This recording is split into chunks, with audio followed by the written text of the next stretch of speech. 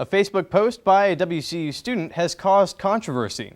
The post questions a display in the Intercultural Affairs office labeled police brutality. Here to speak on this issue is residential case manager Veretta Pegram-Floyd. Welcome. Oh, thank you. Let's dig right into it. Is there racial tension on campus? Yes, there is. What I would say is that it's not exclusive to Western Carolina University. Additionally, I think that given the current election and how people are feeling, especially very emotionally charged by the current election, that has added to it.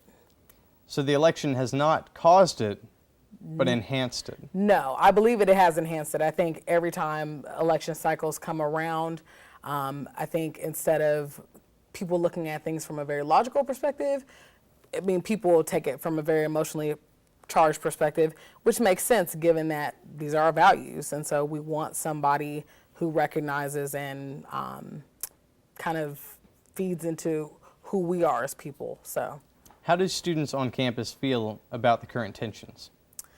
I think it depends on who you ask. So over the last week, I had a lot of students of color in my office, but there aren't just students of color who are impacted by this issue.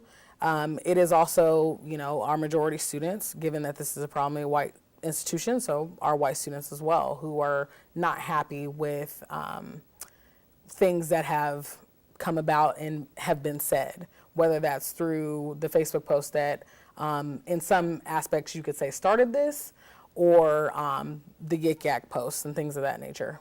What about the Yik Yak posts? So, from my understanding of the situation, first was the Facebook post. And I'm not that student that posted that, so I am going to preference this with my understanding of the situation. My understanding of that individual's post is that they kind of questioned the validity of an intercultural affairs department. Additionally, they felt like their tuition should not necessarily go to that service because they don't benefit from that service. So from there, we had the Yik Yak conversations that were filled with racial incivility and were specifically targeted to Black students. And so what I find, and when I say I mean in this context, Veretta the Black person, but also the Veretta the Black professional on this campus. What I find problematic is people want to leave issues of race and racism out, but then you specifically target and or make comments about a specific group of students. So to say that race isn't a problem, I mean, the proof is in the pudding with the posts. Now, what kind of solutions are we working on, the student body? So, from my understanding of things and what I have seen thus far, there was a meeting last night. It was sponsored by the Black Student Union, and that took place in Intercultural Affairs. There was probably about 60 students. Yes, a majority of the students were students of color, but there were also white and possibly other ethnicities, racial groups there as well. And part of that is trying to successfully come together and figure out, what is, one, identifying what really is the issue, and then two, what are ways that we can work together, not just, the Black students are doing this, the Latino students are doing this, the white students are doing this, but how can those student groups come together and form a solution? From what I had heard of the student voice, a lot of so part of it is how ICA is viewed, and from what the students have shared, they don't feel like in terms of understanding, having the whole campus understand what ICA is about should come from the students, because there are staff that work in that office, staff and administrators.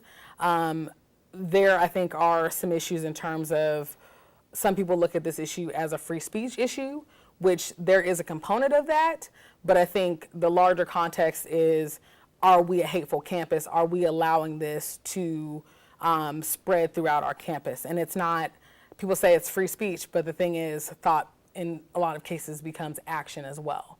And so I think that is what students want to see, is we will not tolerate this here. And how do we make this an inclusive environment for everybody? Do you think this is a hateful campus? I think that Western has issues that are not, like I said before, that are not specific to Western, but I think that this is an issue that students are not going to let go of. Now, on the administrative side, do you think, or is the administration doing anything? So, I can say as personally as an administrator, I've done some personal outreach to students and also have talked with students about their frustration. And so some of that is being a direct student support. And that's a lot of what my role is anyways.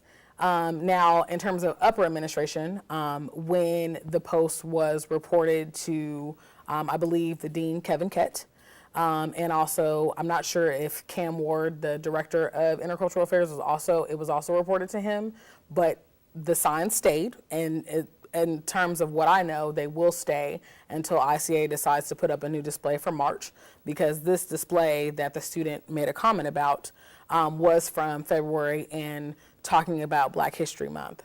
In terms of other administrative responses, when the talking happened, they made it very clear that we support your free speech right, as long as the talking was on the ground and not on the vertical surfaces, because there is a chalking policy. And the chalking you're referring to is when... Like the Black Lives Matter, we will not be silenced, things of that nature. And that was, I feel, I don't know this for sure, but I think part of that was in response to the Yik Yak post, again, specifically targeting and or making comments about Black students. Another thing that is going to happen is tomorrow night, so Wednesday, there is going to be a conversation with some select students on both sides of the issue, facilitated by Kevin Kett, but really more so looking at getting their voice and wanting to understand, maybe not necessarily come to a happy medium, but understand the different sides of the issue. So not trying to attack each other, but again, understanding those different sides, and then how can the students kind of lead the charge to make change throughout the campus. So where do you think this is heading into? It looks like a snowball that just keeps gaining momentum. Where's it going to end, do you think? I don't, sometimes snowballs can be bad and sometimes they can be good. And so, like if you like snow, I think that what I see the students doing is successful organizing. And so I see a true emphasis on inclusion. And I think that that's important given, our theme of Africa. I think it's also important given where the university has said it's wanted to be by 2020 in terms of our strategic plan. All right. And when was that meeting? Wednesday night? That meeting is tomorrow night, and it's for a select group of students. So I don't know who all the students are. They obviously know, and they were invited by Dean Kett. All right. So that's not open to the public? It is not. All right. Thanks for being here with us, Farrell. Thank you.